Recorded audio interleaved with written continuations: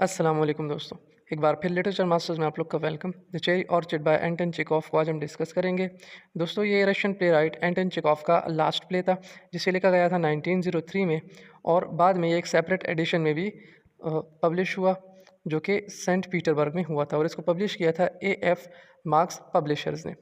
दोस्तों ये जो स्टोरी है ये थोड़ी बोरिंग है, इसका प्लॉट थोड़ा अजीब है, लेकिन इंपॉर्टेंट है इसलिए डिस्कस होती है। तो चलिए दोस्तों समरी की तरफ बढ़ते हैं। स्टोरी एक सर्द सुबह पे स्टार्ट होती है, यानी बहुत सर्दी है सुबह के वक्त में, ऐसी सर्दी जो कि नाखुशगवार लगती हो। अब ये मई का महीना है और जो एरिस्टोक्रेटिक मदाम नेव्स्की है अपनी डॉटर्स आनिया और उनका जो सर्वेंट है जिसका नाम यशा है और शार्लोट, उनके साथ अब वो अपने इंसेस्ट्रल स्टेट यानी रशिया आ रही है, क्योंकि ये फ़िलहाल पेरिस में रहते हैं, तो ये पेरिस से अब वापस से रशिया आ रहे हैं। अब इनके बहुत सारे जो दोस्त हैं और रिलेटिव्स हैं यानी फैमिली मेम्बर्स हैं, वो इनका इंतज़ार कर रहे हैं कि ये कब पहुँचेंगे। और इनमें इसका ब्रदर गैफ भी है। गैफ जो है वो इस मदाम रेनेव्स्की का ब्रदर है, और उसकी जो बड़ी बेटी है बारबरा वो भी वहाँ पे है, और कुछ उसके पड़ोसी जिनमें एक लुफकिन और दूसरा पिश्चिक, वो दोनों भी वहाँ पे मौजूद हैं और इंतज़ार कर रहे हैं। अब रेनेव्स्की जो है, अब वो जब घर आती है तो पहले तो बहुत ज़्यादा एक्साइटेड होती है, लेकिन उसका इस्तकबाल एक बुरी न्यूज़ के साथ होता है। और वो न्यूज़ क्या होती है? वो ये होती है कि इन पर अब इंटरेस्ट जो है वो बहुत ज़्यादा बढ़ गया है, और अगर इन्होंने इंटरेस्ट पे नहीं किया अगस्त के एंड तक, तो ये जो प्रॉपर्टी है और ये जो एक्सपेंसिव चेरी ऑर्चिड है यानी जो चेरी का बगीचा है, वो क्या होगा? वो नीलाम कर दिया जाएगा, यानी उसको बेचकर जितने भी कर्ज़ हैं वो लौटा दिए जाएंगे। तो इन पर उस टाइम तक कोई भी बर्डन नहीं होगा, लेकिन उसके बाद इनको कोई भी छूट नहीं दी जाएगी। अब लोफकिन जो है वो रेनेव्स्की को ये मशवरा देता है कि तुम जितने भी ये चेरी ऑर्चर्ड हैं इनको काट दो, और ये जो ज़मीन है इनको हिस्सों में डिवाइड करके एकड़ और एकड़ वो लोगों को दे दो, ताकि वो लोग क्या करें, इस पर काश्तकारी कर सके, और यहाँ पे जो विला रेजिडेंट्स हैं उनको दे दो। लेकिन रेनेव्स्की जो है वो इस प्लान के बारे में कुछ भी नहीं सुनना चाहती थी। क्यों? क्योंकि वो इन चेरी ऑर्चिड्स को नहीं काटना चाहती थी। इनके बजाय वो क्या करती है, वो और ज़्यादा कर्ज़ ले लेती है, जिसकी वजह से ये और ज़्यादा टेंशन में आ जाते हैं। और वो क्या करती है, अपनी मेमोरीज़ में चली जाती है, वो मेमोरीज़ जो बहुत पेनफुल थी, जिनकी वजह से इन्होंने ये जो रशिया था ये छोड़ दिया था। ये 5 साल पहले की बात है जब इसका शौहर मर गया था। फिर इसका बेटा ग्रिशा, उसकी डेथ हो गई थी, और वो जब उसकी डेथ हुई तब वो सिर्फ 7 साल का था। और उसकी डेथ किस तरह हुई थी? वो पानी में डूबकर मर गया था। अब ये जब लोग वापस आए तो घर जो था उसमें दोबारा से रौनक आ गई। जो सर्वेंट थे में अब रोमांस शुरू हो गया, और उसके अलावा जो बूढ़ा बटलर फिर्स था बहुत ज़्यादा खुश था, क्योंकि उसकी जो मालकिन थी वो वापस आ गई थी। अब गेव्स जो है वो पैसे बचाने के तरीके सोच रहा था। बारबरा जो थी वो अब इंतज़ार कर रही थी कि जो लोफकिन है वो उसको कब प्रपोज करेगा, क्योंकि ये जो अफवाह थी वो फैल चुकी थी कि वो उसका हाथ मांगने का सोच रहा, जो कि कई महीनों पहले उन्होंने सुनी थी।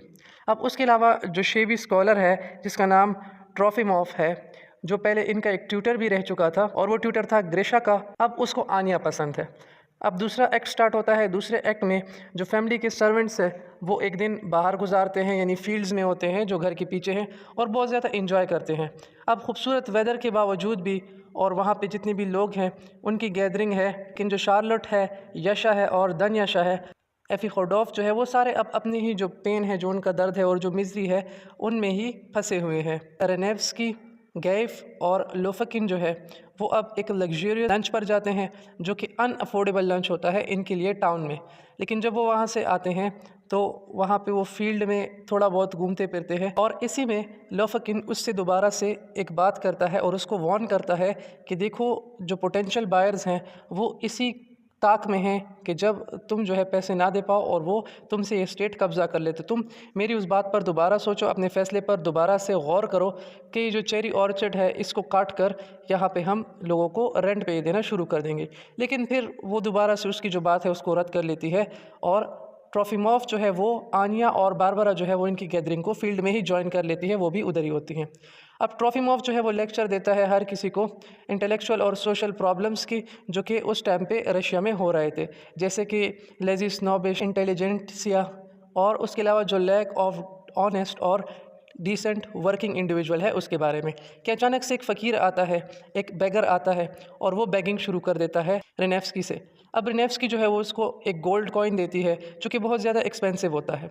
ऑल्दो उसके पास चेंज नहीं होता इसलिए वो उसको देती है, लेकिन इस पर जो उसकी बेटी है बारबरा वो बहुत ज़्यादा गुस्सा हो जाती है अपनी माँ पर कि हमारे पास यहाँ पे खाने के पैसे नहीं हैं और तुम लोगों को जो है वो इसी तरह पैसे बांटती फिर रही हो, और इसी में वो गुस्सा होकर घर आ जाती है। आनिया और ट्रॉफीमॉफ वो उसका पीछा करते हैं।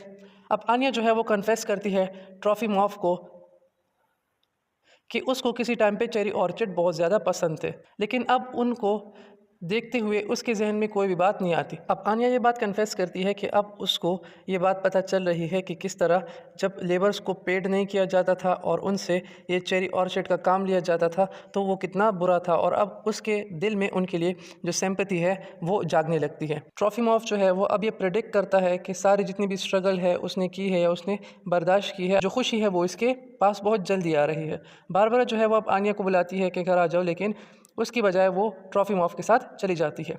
दरिया होता है वहाँ पे चली जाती है। फिर इसके बाद तीसरा एक्ट स्टार्ट होता है। अब ये अगस्त का महीना है और रेनेफ्स्की जो है वो अब एक लेविश डिनर पार्टी अरेंज कर रही है, और उसमें वो एक जूइश बैंड जो है म्यूज़िक का, यानी म्यूजिशियंस का एक बैंड, उनको भी बुलाती है और बहुत सारे उसमें डांस वगैरह भी होती है। और उसने ये पार्टी इसलिए अरेंज की होती है क्योंकि वो अपने आप को एनजाइटी से डिस्ट्रैक्ट करना चाहती है। वो चाहती है कि कुछ और हो कि जिससे लोगों को ना लगे कि वो टेंशन में है। उसके बाद ये जो ऑक्शन है ये अरेंज होता है, और जो गैफ और लोपकिन है वो अभी तक वापस नहीं आते और कोई भी खबर नहीं पहुंची होती कि क्या प्रॉपर्टी सोल्ड हो गई है या प्रॉपर्टी बच गई है। नेफ्स्की जो है वो अब ट्रॉफीमॉफ को अपने एक्स लवर के बारे में बताती है कि वो रोज़ उसको लेटर्स लिखती थी और वो क्या है एक भारी पत्थर की तरह उसकी गर्दन में अटका हुआ है।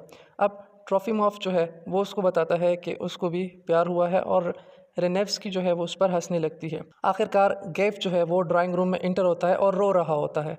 रेनेफ्स्की उससे पूछती है कि क्या हुआ ऑक्शन पे, लेकिन वो जवाब देने से इनकार कर लेता है और ऊपर चला जाता है चेंज करने के लिए। अब कुछ वक्त बाद जो ग्लीफुल लॉफकिन है वो इंटर होता है रूम में कि जो रेनेफ्स्की है वो दोबारा से उससे पूछती है कि क्या हुआ, चेरी ऑर्चिड बिक गए कि नहीं।